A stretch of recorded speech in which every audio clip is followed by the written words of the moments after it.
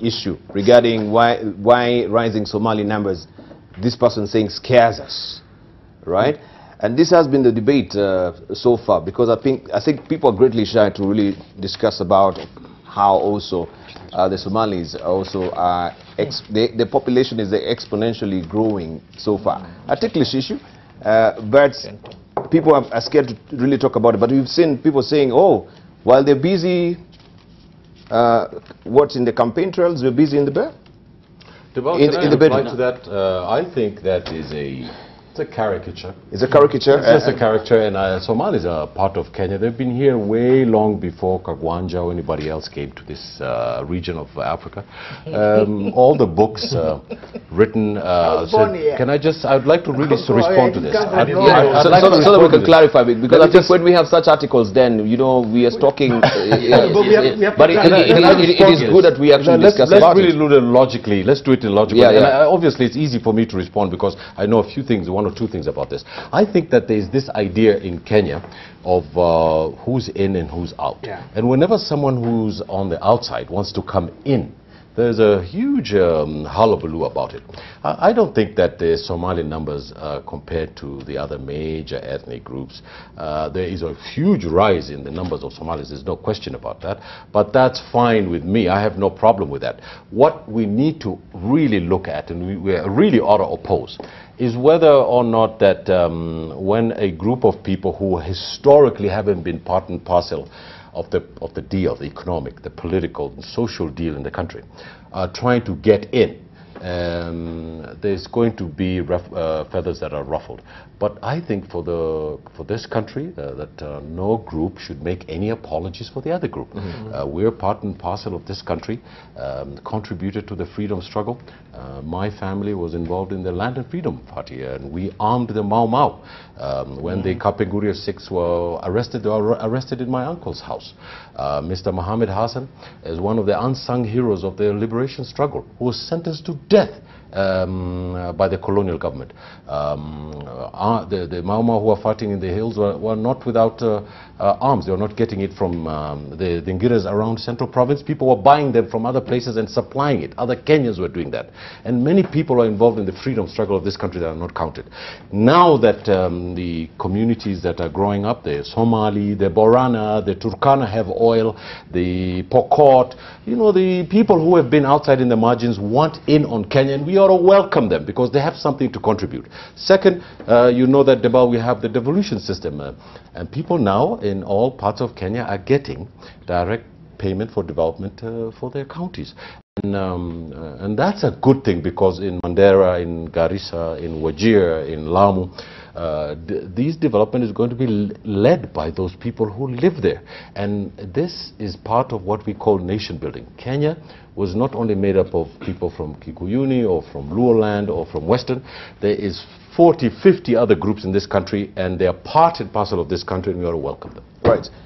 Okay, let's say from Dr. Hassan Khanenja. Yeah, you know, first of all, the rise of Somali numbers don't scare me, because for me it gives me more options for arrosto, which is a very delicious meal. So I will never complain about that. But number two, any publication should never have that headline. It is extremely difficult. It is what we saw in Nazi Germany. Yes. Yeah, it is what we saw in Rwanda. That's what I'm saying. We should actually discuss it. Those are the kind of headlines I see in Breitbart News that has actually fund hatred in the United States. You're creating the otherness that doesn't exist. How about Evitwa? Why the rise of Kikuyu numbers, for instance, scare us? You know, how do you think Kenyans are going to feel?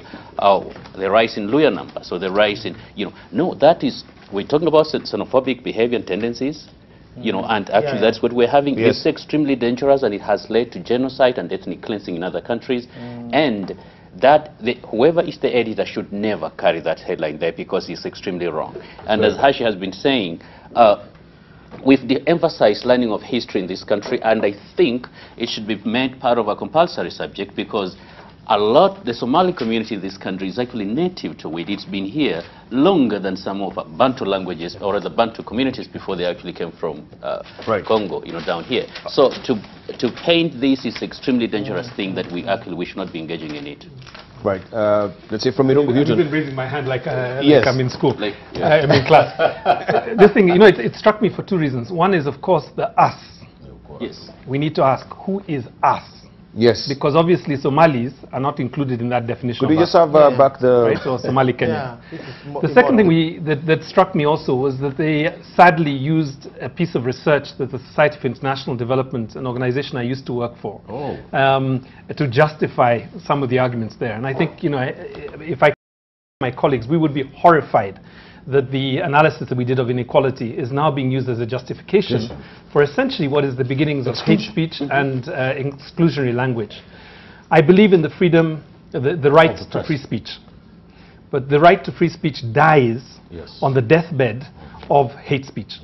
And I think that's what we have to say, that as we move towards the census, we need to be very careful that these numbers are not used to demonize, to discriminate against communities that, as Ashia said, are as Kenyan as any other community.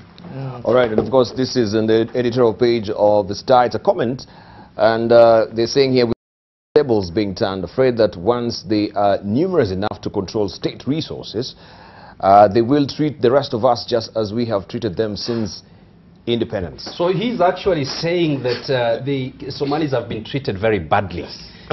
let me. I mean, this is such a foolish.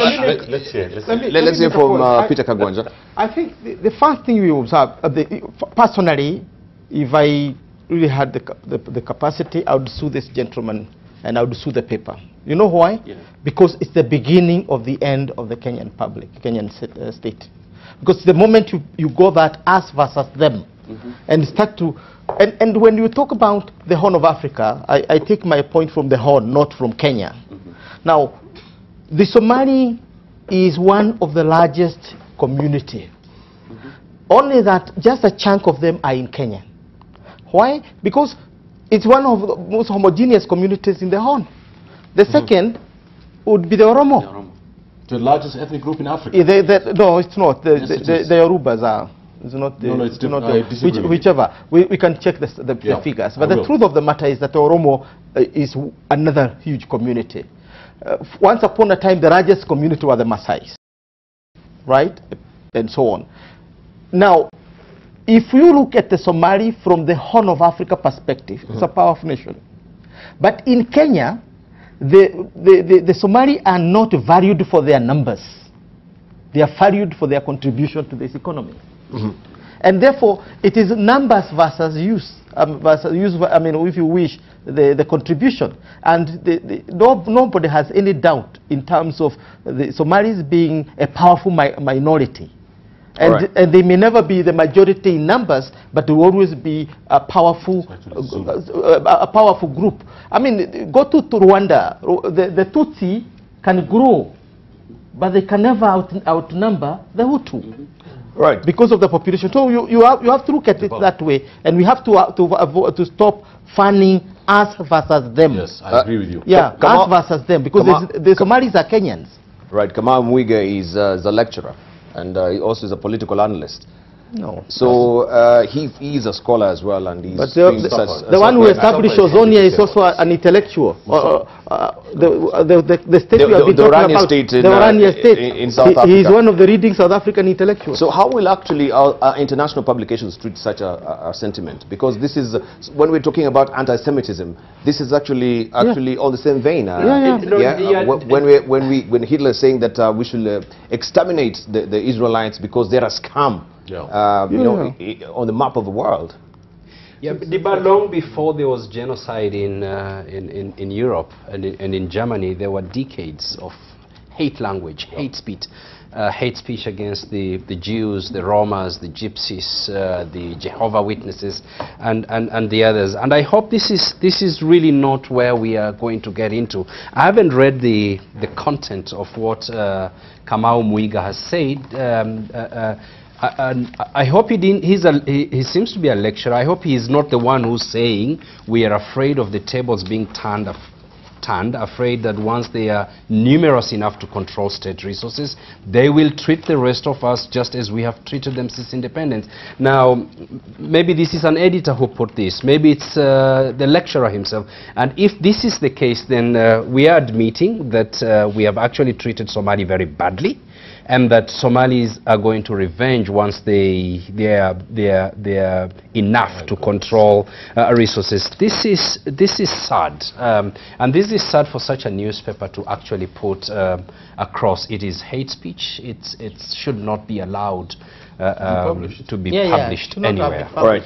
Yeah. Okay, we need to move on. We need to move on. Could we just wind up on this, please? In fairness, I'm sure if Kamal was here, he would probably make this point. So the language in the article is actually quite ambiguous. So he's speaking about others, but the way that he writes, it's as if it's his own view.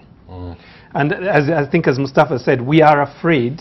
The language, the way that it's been packaged, has a particular perspective. But I think a critical point where he says, in a just society where tribe does not matter at all, where a person from a tiny tribe is just as likely to be healthy, to be well-fed and educated, where the tribe of a president says nothing about the flow of resources and opportunities, there would be nothing to fear about the population growth of any community. Yes. But we have thoroughly failed to create such a society. And I think what he's saying essentially is there is a historical injustice that has not been corrected, which could lead to xenophobia in the context of Kenya.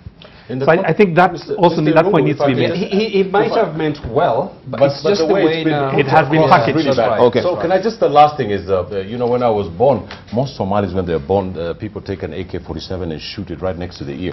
That's why we don't hear properly. And when you speak on the phone, that's why you can hear us shout. So I don't think you need to come look for us in our cameras, because you'll be in a lot of trouble, if I can say that tongue in cheek. All right. All communities in Kenya have been oppressed in their own way.